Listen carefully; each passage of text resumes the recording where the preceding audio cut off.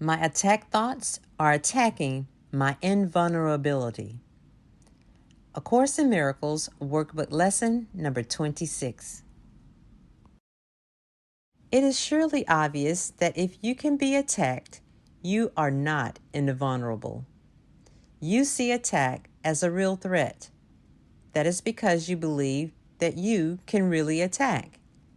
And what would have effects through you must also have effects on you. It is this law that will ultimately save you, but you are misusing it now. You must therefore learn how it can be used for your own best interests, rather than against them. Because your attack thoughts will be projected, you will fear attack. And if you fear attack, you must believe that you are not invulnerable. Attack thoughts, therefore, make you vulnerable in your own mind, which is where the attack thoughts are. Attack thoughts and invulnerability cannot be accepted together. They contradict each other. The idea for today introduces the thought that you always attack yourself first. If attack thoughts must entail the belief that you are vulnerable, their effect is to weaken you in your own eyes. Thus, they have attacked your perception of yourself. And because you believe in them, you can no longer believe in yourself. A false image of yourself has come to take the place of what you are. Practice with today's idea will help you to understand that vulnerability and invulnerability is the result of your own thoughts. Nothing except your thoughts can attack you. Nothing except your thoughts can make you think you are vulnerable. And nothing except your thoughts can prove to you this is not so. 6 practice periods are required in applying today's idea. A full 2 minutes should be attempted for each of them, although the time may be reduced to a minute if the discomfort is too great. Do not reduce it further.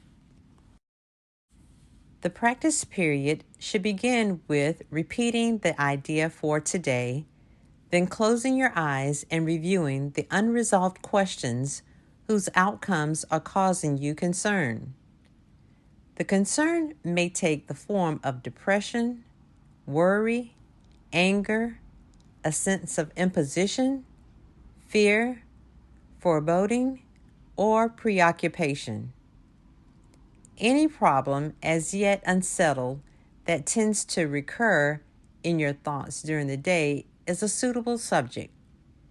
You will not be able to use very many for any one practice period, because the longer time than usual should be spent with each one.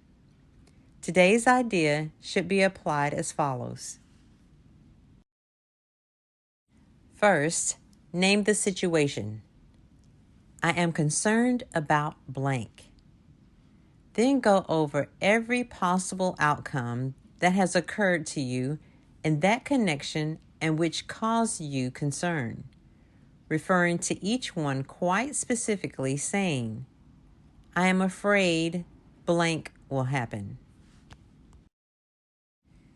If you are doing the exercises properly, you should have some 5 or 6 distressing possibilities available for each situation you use, and quite possibly more. It is much more helpful to cover a few situations thoroughly than to touch on a large number. As the list of anticipated outcomes for each situation continues, you will probably find some of them, especially those that occur to you toward the end, less acceptable to you. Try, however, to treat them all alike to whatever extent you can. After you have named each outcome of which you are afraid, Tell yourself, that thought is an attack upon myself.